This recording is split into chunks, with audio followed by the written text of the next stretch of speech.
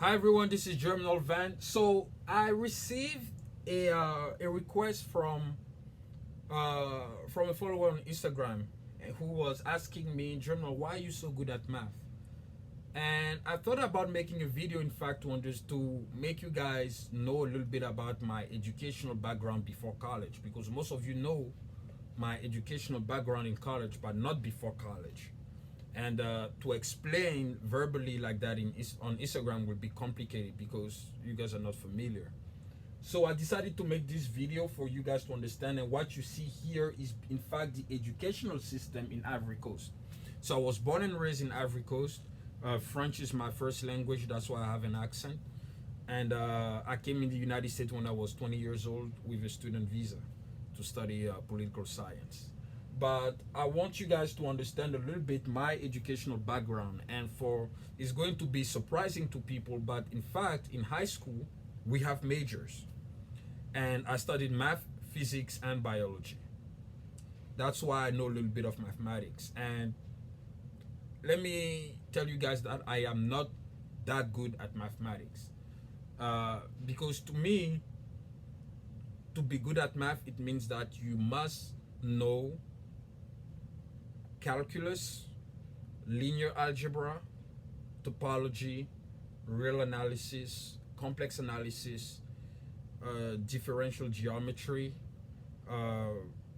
algebraic topology, and all these math subjects. Knowing calculus is not enough to claim that you're good at mathematics. So I don't believe that I am good at math. I would say that I'm proficient. I've reached a sustainable level in mathematics where I believe that I'm comfortable enough to do advanced math. But even the level I've reached, I don't think that is sufficient, because I still have to work on real analysis. I'm not familiar at all with real analysis. Complex analysis is the same. Differential geometry, I know nothing about it. So I will not claim that I am good at math. I will say that I'm proficient enough to do advanced math. So in order for you guys to understand my mathematical background, I designed a diagram for you on the educational system in Ivory Coast. How does it work? So first and foremost, the educational system in Ivory Coast is based on the French system. So for some of you who know a little bit of history, Ivory Coast is a French-speaking country based on the shores of West Africa. So it's a former French colony.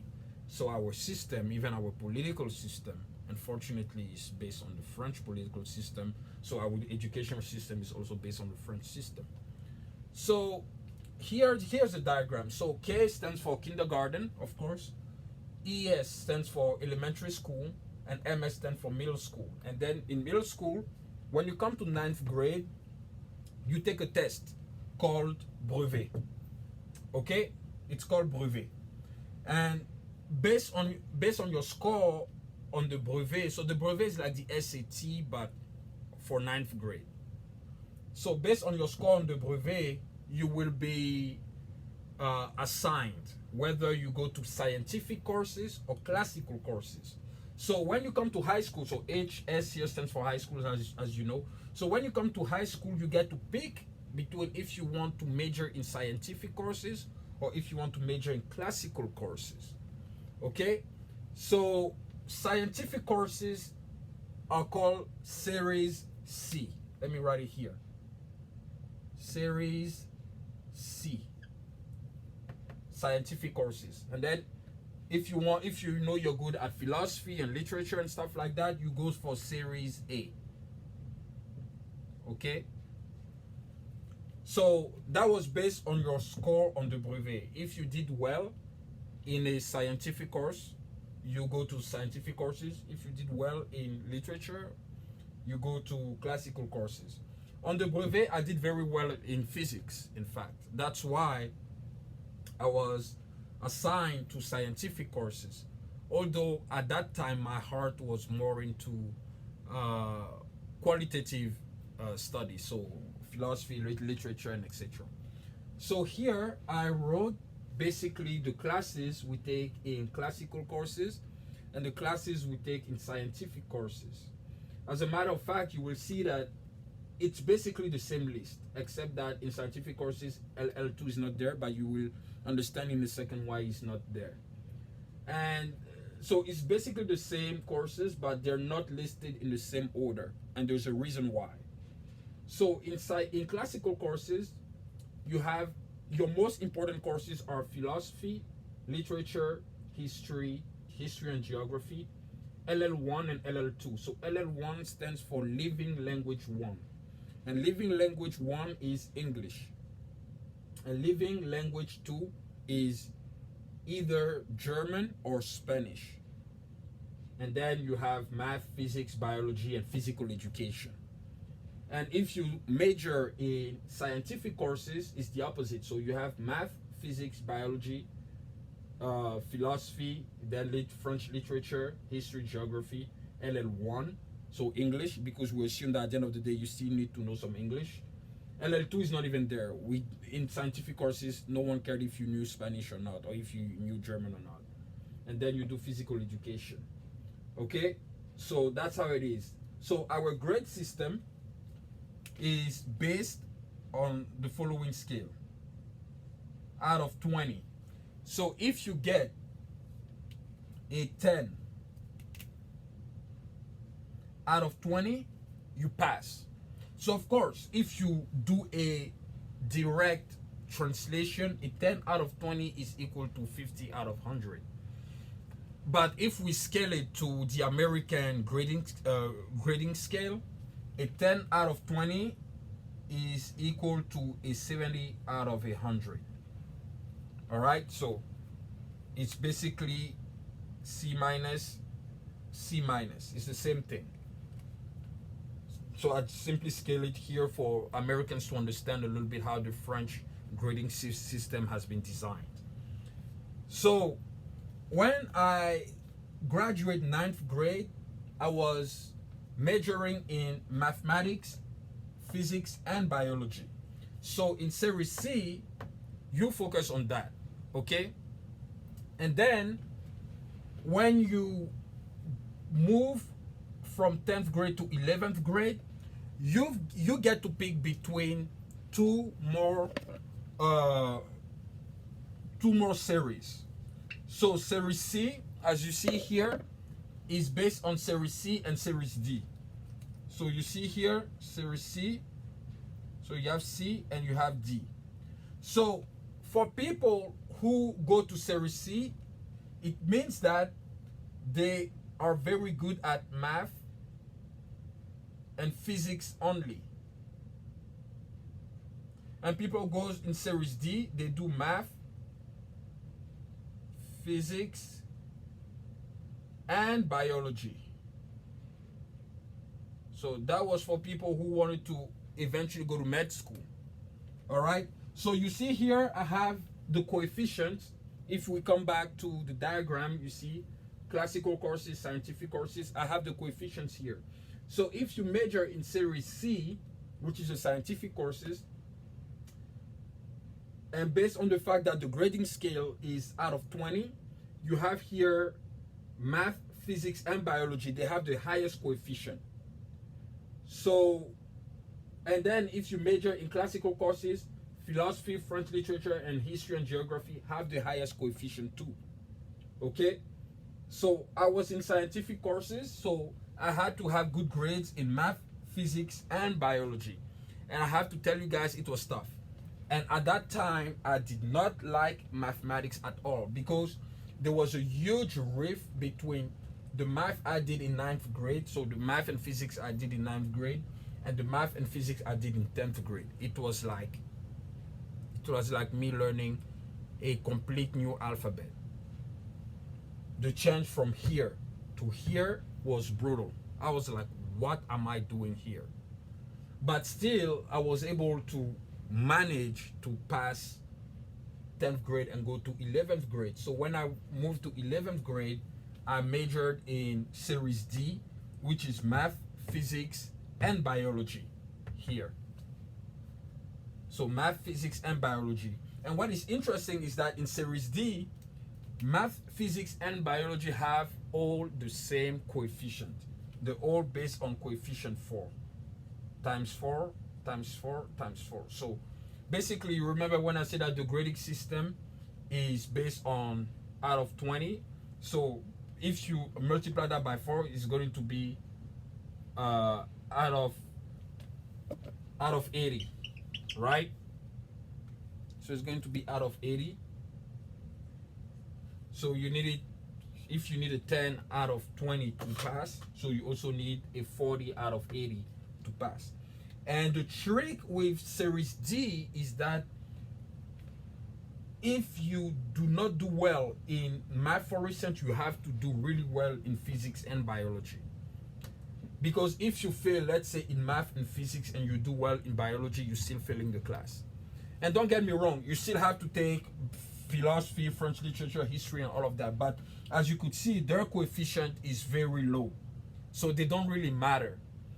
And if you major in classical courses, the same. So if you do well in philosophy, literature, and history, the course you take in math, physics, and biology don't matter because the all coefficient 1, compared to if you were doing philosophy where it's coefficient 5. So it was out of 100. So in Series D, I did not do well whether it was in math, physics, and biology. And in fact, the math, physics, and biology in 11th grade was even tougher than what I learned in Series C in 10th grade. And then when I graduated from 11th grade to 10th grade, the classes of theoretical physics were even tougher. The subject we were learning about kinematics, laws of gravity, and all of that. And it was a ton of advanced mathematics that I was not accustomed to. Okay? So the math we study in Series C is basically advanced algebra, pre-calculus, and calculus 1. And calculus 1, we go all the way to integration. And it's funny because in the American system, integration is something that people are not familiar with until they go to college. But in high school, in Ivory Coast, we study integration. Yes, we study integration. And in 12th grade, I majored in Series D, and I failed. I failed an exam called the Baccalaureate Exam.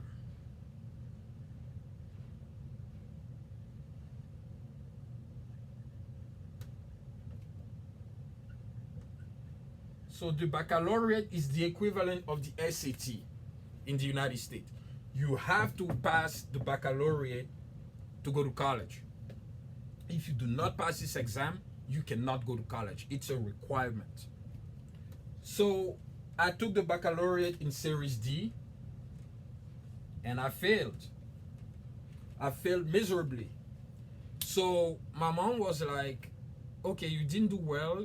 You're more keen into philosophy and history. You love history.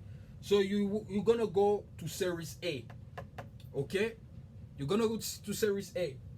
So I switched from Series D, so basically from scientific courses with biology in addition. I moved to Series A. And in 12th grade, right? In 12th grade, Series A is divided in two branches. You have Series A1 and Series A2. So what is the difference between A1 and A2? I'm going to show you guys here the difference between A1 and A2. So when you're in 12th grade, so Series A, you can either go to A1, as I said, or A2. So A2, I'm going to start with A2. So A2 is for people who are very good at philosophy, literature, and history, and know absolutely zero mathematics. Okay? So it's for pure qualitative people. Series A1 is for people who are good at philosophy, literature, and mathematics as well. All right? It's for people who are good at classical courses in addition with mathematics on top of that. They still have a mathematical background. And because I majored initially in Series C and D, so moving to Series A, the logical step was to go to Series A1. Because in Series A1, remember here that in classical courses, math is coefficient 1, right? But in A1, the coefficient of mathematics goes up to coefficient 3. So in series A1, you have math, which is coefficient 3. So math weighs the same as history. So if you major in series A1, you have to have a good mathematical background, because if you do not do well, it can affect you. It can affect your score on the baccalaureate exam.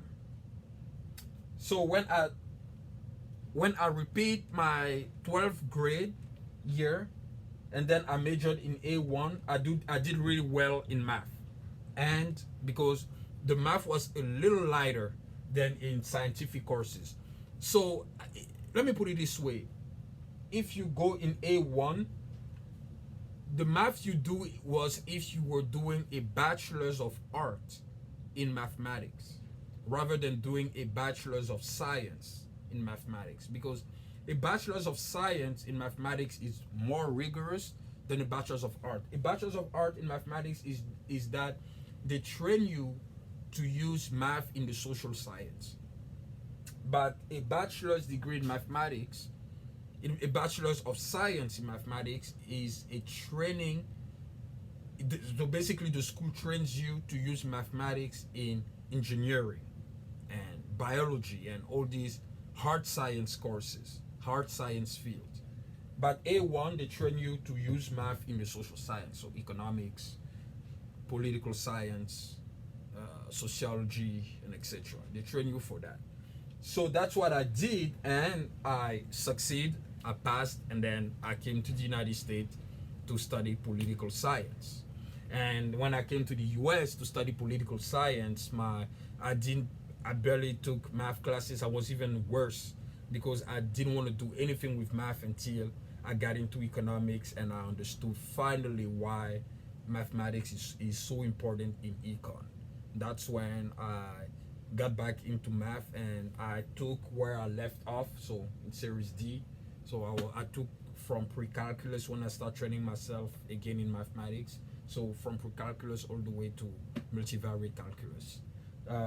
But it was a rough road. It was a rough road for me, because back then, although I majored in scientific courses, I used to not understand, in fact, the benefits of empiricism, the benefits of physics and biology and math. I used to not understand them, because our teachers, in my opinion, did not make us understand why those fields were relevant to society, how we use them in our everyday lives. This is something I learned on my own, and finally understood why we use math, why mathematics is relevant. Now I understand why biology is relevant, why physics is relevant. So it was a tough road, but I must admit that everything happens for a reason, because when I failed the baccalaureate exam in 12th grade in series D major, the training I got from studying math and physics and biology, I was able to use it in series A1. So when I majored in series A1, so my core classes were philosophy, French literature, history, and mathematics. Those were the four.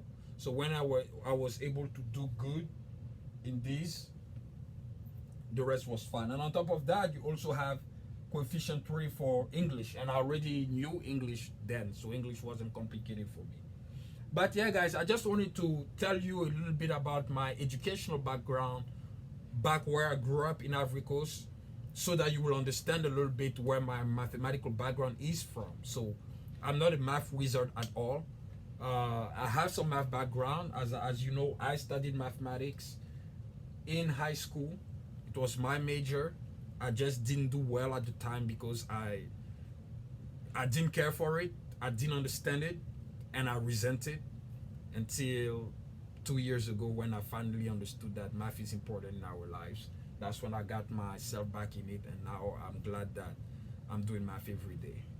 But let me know what you think in the comment. For people who grew up in Ivory Coast or even in Europe, their educational system is relatively the same as this one.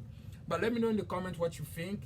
try to compare it with the American system and see if, for instance, it would be cool to have majors in the American system too before college, or if you think that it's better to have majors in college rather than high school. Let me know in the comment what you think, and until then, see you guys soon. Thank you.